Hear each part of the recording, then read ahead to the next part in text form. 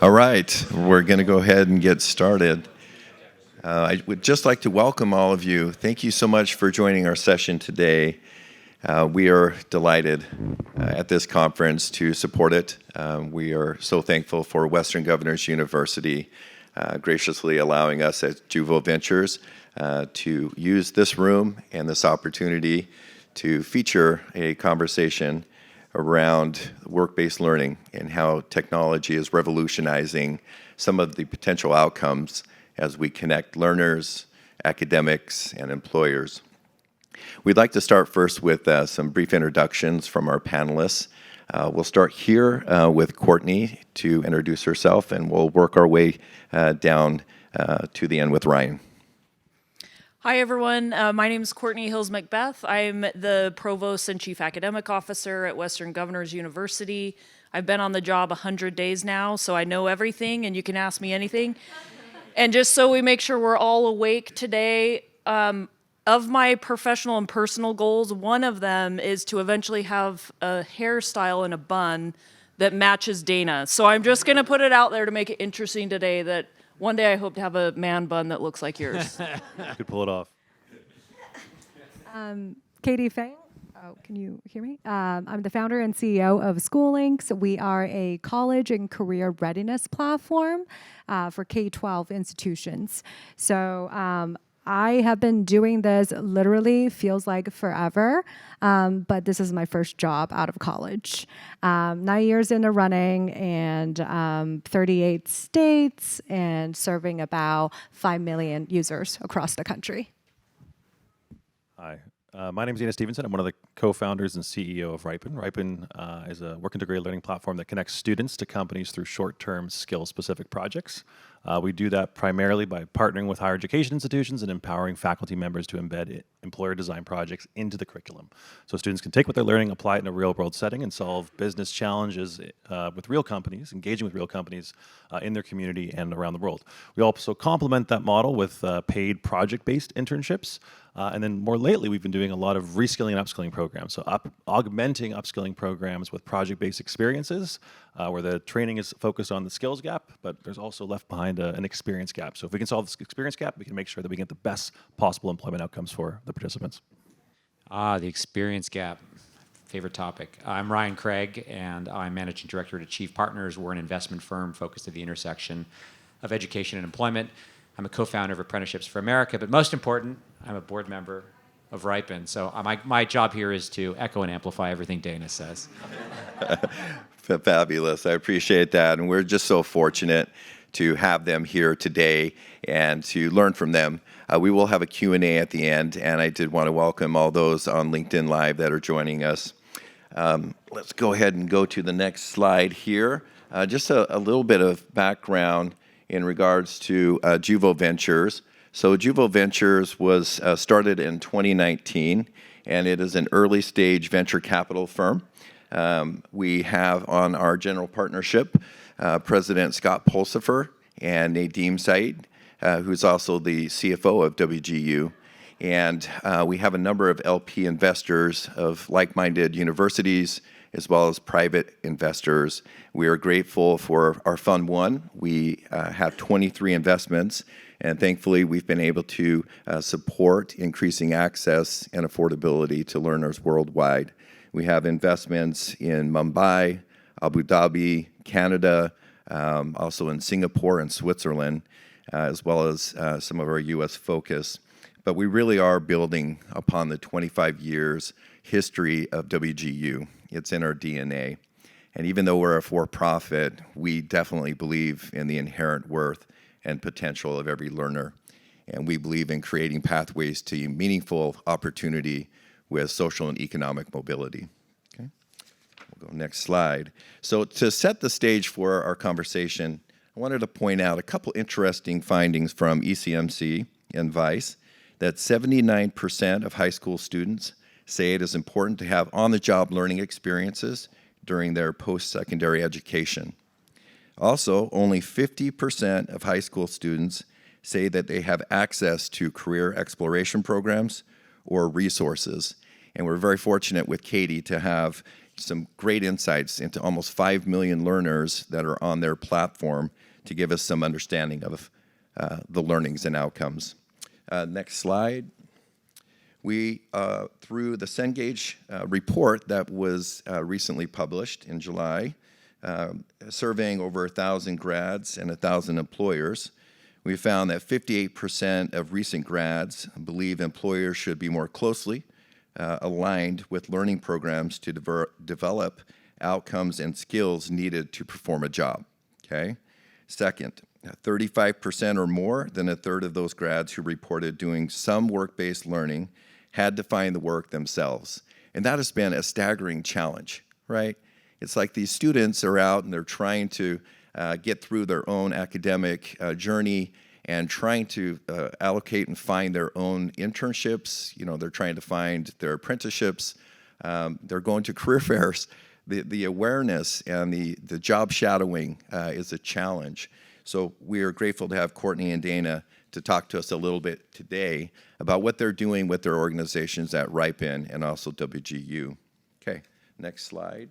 A couple things to point out here. 52% of graduates with a bachelor's degree are underemployed 1 year after completing. That is a staggering response for those unsatisfied or feeling underemployed after getting their credential and their degree.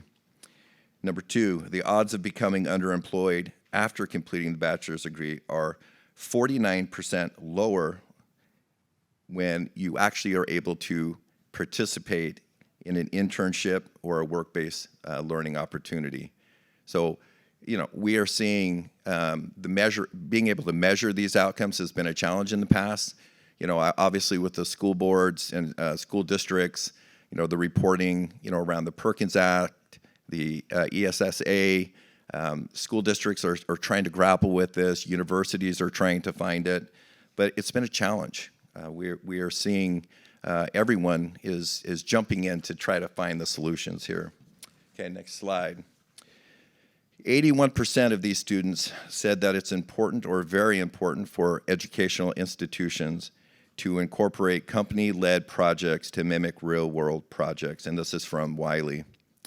But here's the kicker here. Only 30% of these institutions currently offer such projects, okay? So the question is why? And the question is, how can we change that? And what is the role that technology plays in expanding the work-based learning opportunities? So, first question to our panelists for everyone, okay? It seems to me that you all resonate with the imperative for a better prepared workforce. Could you please share with our guests insights that you've gleaned from your experience working with both learners and employers? And we'll start with Courtney. Thanks, Sean, for starting us off with an evidence base, which is always a great way to start.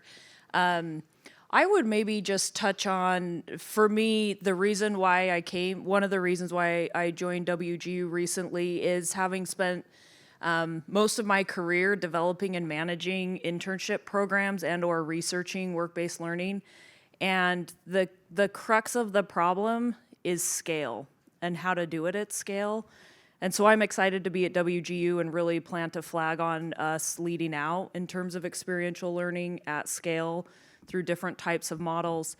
When it comes down to implementing work-based learning, I think a lot of times we talk about the data or it's nice to have and social capital, but at the end of the day, there's a chicken and egg problem of having to ensure that you have a set of employers and you develop those employers across for-profit, nonprofit, and there used to be the constraint of geographic location. Now, Riipen and others have helped solve that problem in the pandemic to be able to think about virtual internships. But on one hand, you have the need to manage employer relationships, and most traditional higher ed has invested in athletics and alumni engagement and advancement offices rather than investing in employer engagement. So there's sort of this historical legacy of other parts of institutions being built up to serve certain needs, and the employer has not been one of them.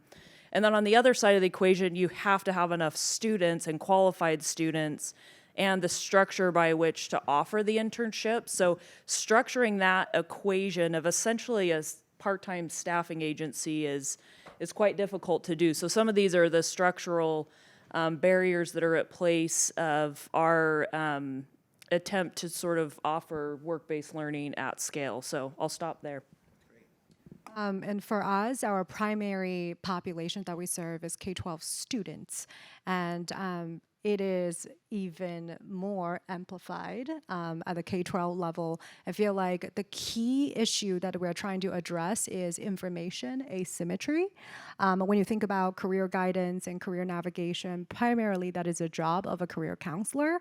And if you know, in the K-12 world, counselor to student ratio is about 1 to 500, right? How can a counselor at a high school level really help personalize that entire experience for every single student in their caseload? That's a tall order, coupled with academic support and testing and social emotional issues. It's impossible for a counselor to provide that type of attention to every single student. And we see that issue being recognized, but the support is still not there. Because when you think about it, as a counselor, most of the professional counselors on our platform that I've encountered in my professional career, they tend to have a master's degree and they spend their entire lives in the classroom, right? They studied and then they progressed through university, getting that bachelor's degree, master's degree, then they go into education. They haven't really experienced a real world of hundreds of careers out there to be able to relay that information with very tactical feedback.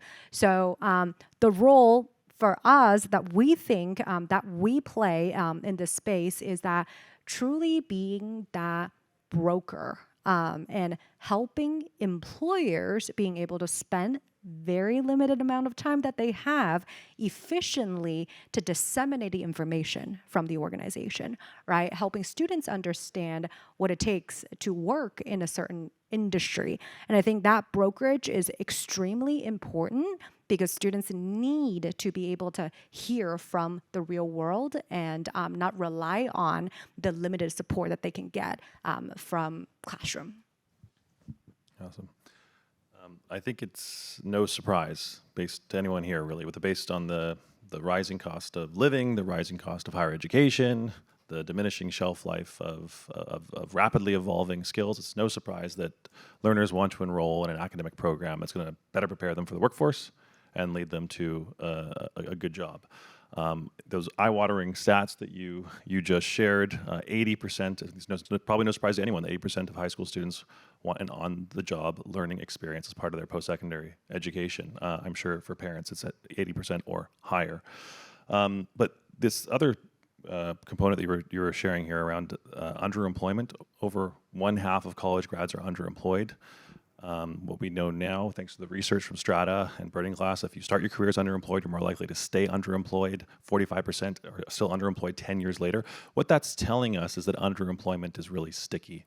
It's that if you start your career in the wrong role, it's really difficult to break that cycle. So what that tells us is that you can no longer rely on a student's first job after graduation to be the launch pad where they launch their career. They've got to get experience earlier on and throughout their entire education pathway, solving the experience gap. So that they have the skills, they have the professional connections, they have the experience, they can land meaningful employment. What we're also hearing on the employer side is that employers, especially small, medium businesses, and we need the small, medium businesses to participate, they are employers too, they don't have the luxury, they don't have the infrastructure, they don't have the capacity to have these really intensive training programs where they can take individuals on with no experience. They will self-select themselves out. That's why you see so many, I know you talk about this a lot, Ryan, you see so many entry-level jobs with requiring 3 years of experience minimum. And then of course they'll just go on and they just rather poach that from another company, which causes a whole other a problem. But what gives us a lot of hope, and what we're seeing all over our platform. I didn't mention this earlier. We have over 35,000 employers on our platform. We delivered over 220,000 experiences through this model since 2017. What gives us hope is that these employers actually want to be part of the solution. They want to collaborate. They want to engage with the right setup, with the right infrastructure. They want to be part of the solution, helping prepare students with the right experience to help them grow, to help them create new jobs, to help them fill those jobs where the talent is needed most. Yeah, I think we're approaching the point where the only people who are going to be, who won't be underemployed are people who are prepared to write those reports that you were citing at the outset, because there's going to be an unending demand for those kinds of reports. You know, and I was struck by in the slides, just, you know, all of these students saying employers, you know, they wish employers would be more engaged and so forth. Like, what's wrong with employers? What's their problem? Well, tell you what their problem is that, and in my recent book, I actually began referring to them as employers, and then I stopped myself and I said, well, wait a second. They don't think of themselves as employers. They're companies, and they're companies that are in business to deliver a product or service to clients. And if they could do that with no employees, they would do that. So I think that, you know, to Dana's point, you know, you have to make it so easy, it's like turnkey to employers to do this. And that's what's necessary, is to build this infrastructure that other countries are actually ahead of us on, this integrated learning, work-based learning infrastructure that we just don't have. And these are, you know, intermediaries like Riipen and SchooLinks and WGU that will stand between the learner seeking relevant work experience and the employer desiring a prepared worker to have, with demonstrated skills in work experiences, and saying, we're going to do it for you. We'll make it easy for you.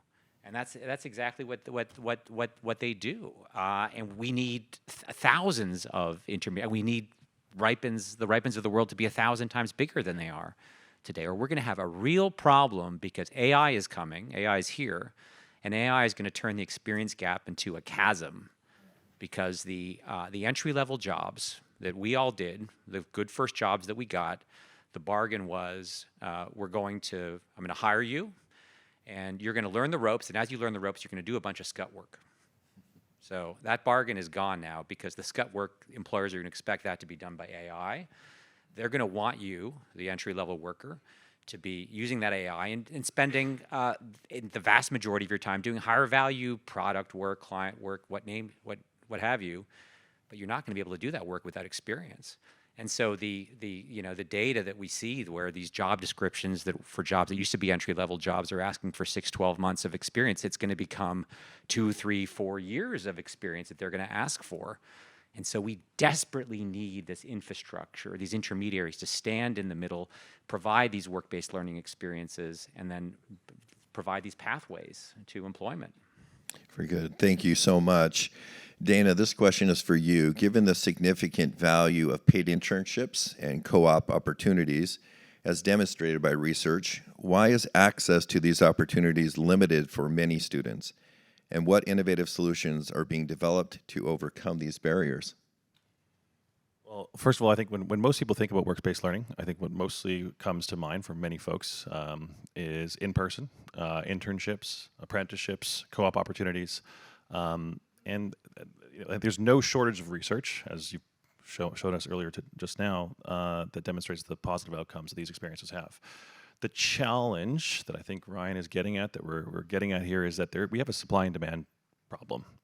There simply aren't enough companies who are engaging in this. There's no shortage of demand on the student side. I think that's all very, very clear. In fact, if students could, they'd probably take 3, 4, 5. In fact, we have lots of students on our platform who do get to take 3, 4, 5, and would take more if they could.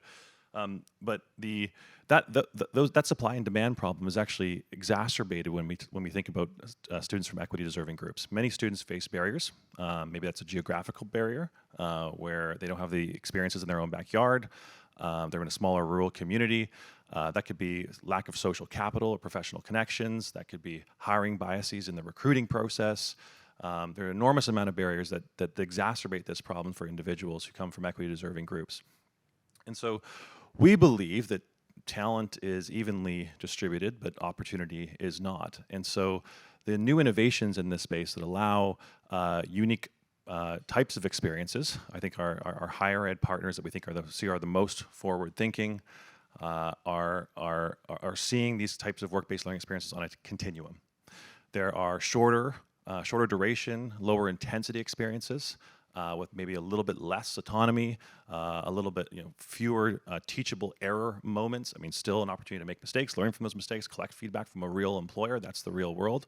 All the way up to higher intensity engagements. So you can have maybe a 10-hour project and the project-based model that we do in a classroom where students are putting 10 hours of effort into it, coming up with a challenge, getting exposure and career clarity.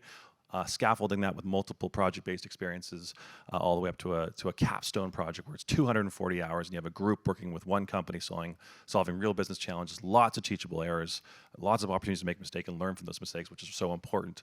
Developing communication, collaboration, critical thinking, creativity, problem solving, and all those skills that employers think are just so valuable. So I think what we're starting to see is just more higher education institutions understanding that if we need to meet the unique needs of more of our learners, we're looking at more flexible approaches to learning. We need more flexible approaches to work-based learning.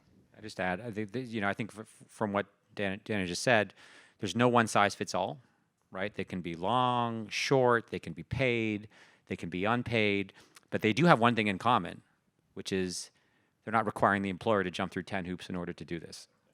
Yeah, that's exactly right. And we need employer buy-in. I know 35,000 employers on the Riipen. That's pretty significant, and I'll stop referring to them as employers as well. They're companies, right? But you're right. Courtney, you've spent a good portion of your career building and scaling internship programs. Now that you're at WGU, the largest nonprofit university in the country, with scale being one of the biggest hurdles with work-based learning, how are you thinking about it at WGU? Well, much of the same way that Dana just talked about in terms of a spectrum of opportunities, right? So one of the secret sauces of WGU is we started out with teaching and nursing, which has an inherent, given the domain, built-in clinical experience. So we've been doing clinical experiences at scale for quite some time now. So there's an added dimension to we now have more first-time going college students and younger students. So these bring in different personas, different student needs. So we're on an adventure here to think about what that spectrum looks like in terms of, with our proven pathways in health and education, how do we leverage the moment of the apprenticeship model and how to really leverage that? So we are on the forefront on that, running fast to be a leader in that space. And then thinking about these additional models of what does project-based learning look like that's embedded within coursework.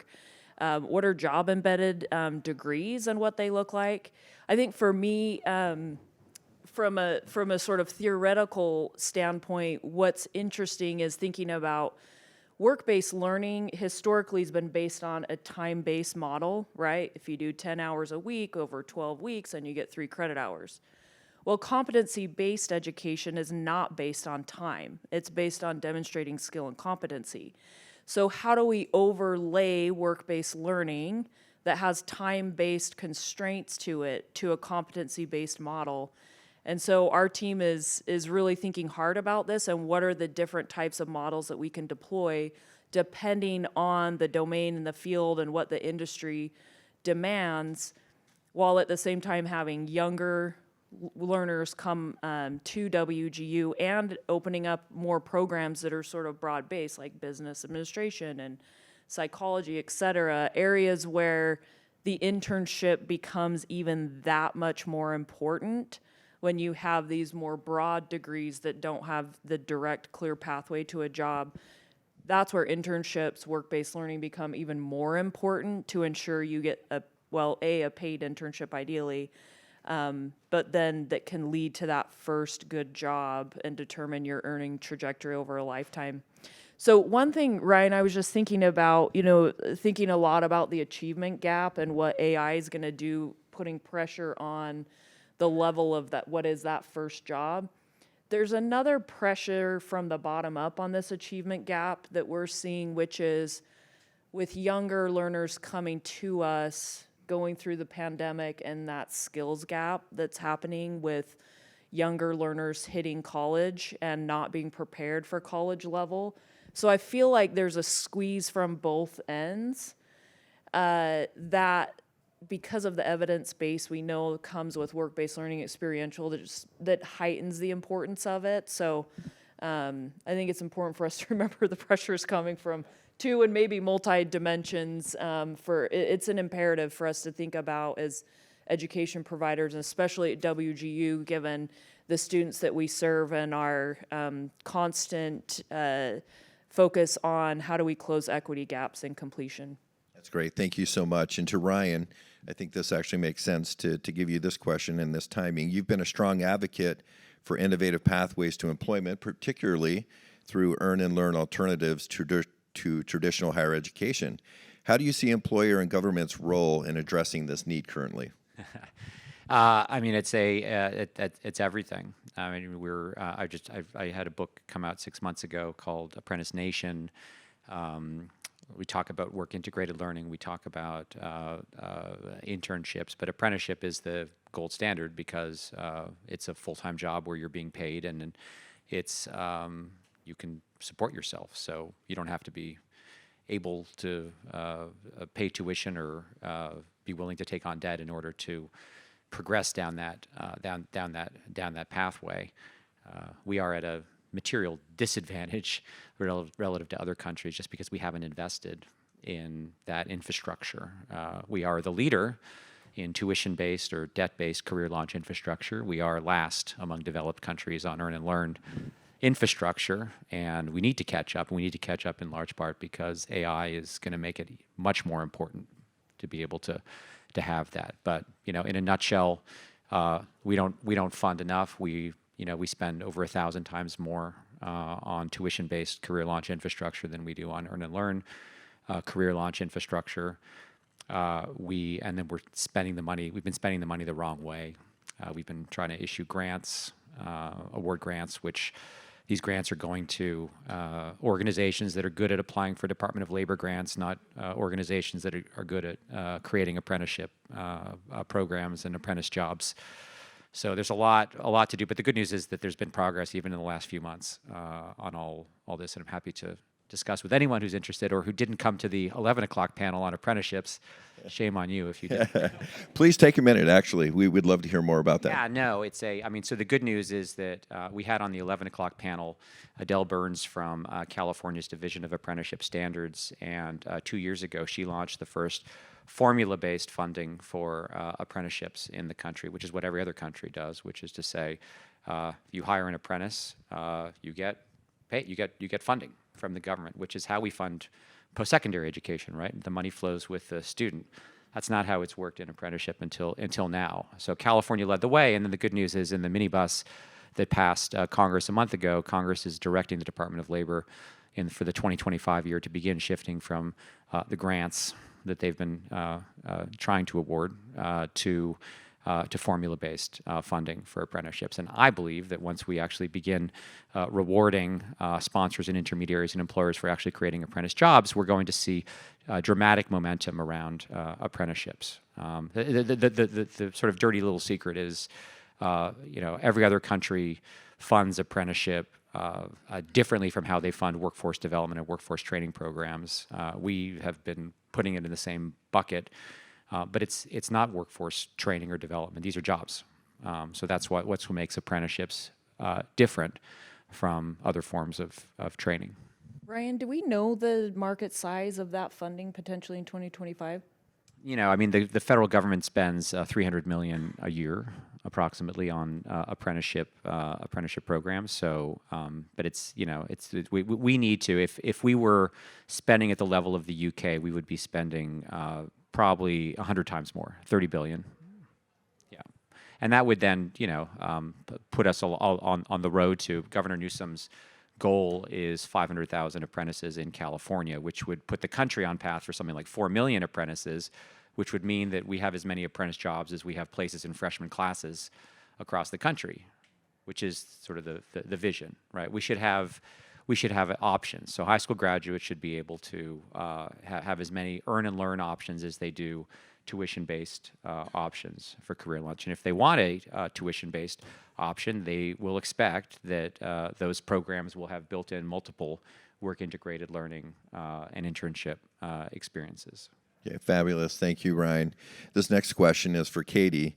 How do you see technology playing a role in work-based learning programs based off the conversations that we've had to this point? Yeah, absolutely. I want to address, pick up where you left off around college readiness. I think we are taking a different perspective and going even more upstream in the population and trying to serve them at the K through 12 transitional point in time, and trying to figure out, are you ready and are you not ready? And I think probably the word college and career readiness is pretty familiar to the people in the crowd. And there is a little bit of chicken and egg. Do you prepare them for college or do you prepare them for career, right? In the K through 12 world, I think there is an increased emphasis on career readiness more than college readiness these days. And just judging from the population, millions of students we serve on our platform, we're seeing the trend where people are placing an emphasis, because college may not be the end all be all. Everybody in the end will have a career, right? Whether that's through college, 4-year, 2-year, military, different routes to get there. But the backward planning is super important to understand where you want to land as a goal career and backward plan your education pathway. So for us, it's really interesting creating the platform and looking at the different approaches we can take. First of all, when you're tackling the college readiness side of the problem, that process is very complicated, right? And that's partially the reason why I started a company and using, legacy platforms and all of that. But when you think about it, it's actually pretty standardized. You have a common application, right? That nonprofit organization to allow one application to apply for most of the universities out there. And you have a specific timeline that you have to follow. You have FAFSA applications and all of that. It's a pretty standardized, complex, but structured. But when you look at the career readiness side, I think we are just scratching the surface in the K-12 space, where most companies are trying to solve, platforms are trying to solve this problem. We're still at the exploration stage where we're giving informational content to our users, right? To our students, to our counselors and families, trying to educate. Where I think the opportunity lies is really the work-based learning side in the K-12 setting, because without really getting those hands-on experience, students won't be able to know what they like and what they don't like, right? Or what they might be a fit for in the future. And it's also very hard. And in our setting, work-based learning isn't just about defining the ultimate goal career, but it's also to define a college pathway, the major that you want to select, right? And I think through those experiential learning, students can really accelerate and avoid making very, very expensive mistakes. I just add that it starts with the state CCR standards. Every state has career and college. They said career and college. It's actually college and career readiness standards, because these standards really have nothing to do with career. They're very generic. They read like a description of what we think an educated person should have, and they're fairly generic. So we kind of get what we deserve in some sense. We need to be much more prescriptive. And obviously, the decline in career and technical education at the high school level is a direct result of that, and the fact that we don't have anywhere to send students who aren't on a college path. Right, exactly. And to that point, Dana, with being prescriptive on how you approach employers, like when you're trying to onboard and convince a company, right, of the reasons why they'd want to work on your platform, how do you do that? Well, there are two types of employers, I think. There's everything in between, but two ends of the spectrum would be employers who are doing this for talent purposes. So they're a larger organization. Typically, they're growing. They want to use project-based experiences to be the first new step in the recruitment process. So it's part of the assessment. It's part of the way to build their employer brand, diversify their talent pipeline. On the other side of the spectrum, we have these smaller businesses that are under 50, under 20 employees, and they're looking to get help. They are increasingly trying to innovate, trying to build the business case for new innovations that they're investing in their business. Perhaps they're wanting to work with students who are studying data analytics. They want to get help with data analytics for new data visualization. They want to build the business case on that so they can invest more in that. What's really exciting about those businesses is that we can actually convert them from a business who first is coming there to get the project done. That's what they're coming for. But then realize that talent is everywhere and that these individuals can then actually come and join their organization. I'll just mention really quickly, our largest scale project is 25,000 students who have gone through it. 70% of them report self-identify as being from equity-deserving groups, so it's really breaking down barriers for individuals who wouldn't have otherwise had access. It's an 80-hour project. The students get paid $1,400 for completing it with an employer. But more importantly, 74% of students who complete that project get one or more job offers after completing the project, and 46% of those job offers come from the company who they did the project with. Many of those businesses companies first came because they were looking for help with a project and realized that there's fantastic talent here they don't want to lose. Fabulous. Go ahead, Ren. Yeah, just also research has demonstrated that the best predictor of performance in a job is not education or background or interviews, but rather a demonstration of in a trial effectively, which is what this is. That's fabulous. We'd like to open the last couple minutes here to Q&A. I've got a question back there. There you go. Here comes some microphones. Yeah, this is a question for Courtney. For the colleges, one of the big impediments to me is that we spend so much time with the liberal arts, and the kids are not kids and college kids are not finding time to do a lot of these extensive internships in high school states that don't have too many requirements. Right. I think you bring up a really important point, which is we need work-based learning and internships required, and especially in those majors where there's not that direct career path. And the combination of that practical experience in the workplace with skills, higher order skills that are taught in those in types of program of critical thinking, communication, et cetera, the combination of that is powerful. So it's sort of easy to go to a sort of bifurcated, like, is it this or that? But it's a both and. And so it's how do we combine the two? But it's got to be embedded in the core because all of our kids are, will have access and can do internships. The key question is how do we build the systems and the policies and practices to ensure the students who can benefit the most have access to it? And what that means is it needs to be required and it needs to be embedded in the curriculum so that everyone participates. Thank you. Next question in the back. Yeah, my name is Reena Gupta, and I'm the founder for a foundation called Mom Relaunch. And we have literally for the past 5 years been focused on creating a program on giving the experience and the confidence and the community to moms to nurture and get that back into the workforce. We have done it all single-handedly without any grants and donations and all. But now we are at a point, and we focused only on one tech industry, Salesforce.com, where we just honed each and every part of the whole process. We call it as a seedling to mother tree journey of the whole process. Now, my question is, how do we scale our program now through programs like grants and donations and from the government, and we are based in California, by the way, so love to figure out what suggestions you have. Now, everything that you guys have been talking about, we have literally baked into our program. And just to let you know, my experience has been in workforce industry for over 20 years. I can take a little bit of a stab at that. We have been really successful in working with organizations like yourselves, actually, in building programming and going and securing, whether it's government or foundation philanthropic dollars funding to catalyze scale. Now, I think that's key on the foundation side is that really those philanthropic dollars really want to be seen as a catalyst, and so you need to be. I think a big part of what we bring to the table is the ability to actually create scale in a very cost-effective and efficient way. I really hope that it sounds like there's some really high-quality, high-impact experiences happening with that program. And if you can put a third-party research study, an evaluation around that, and really demonstrate the impact, then I think dollars will really follow. Absolutely, of course. 100%. Let's do it.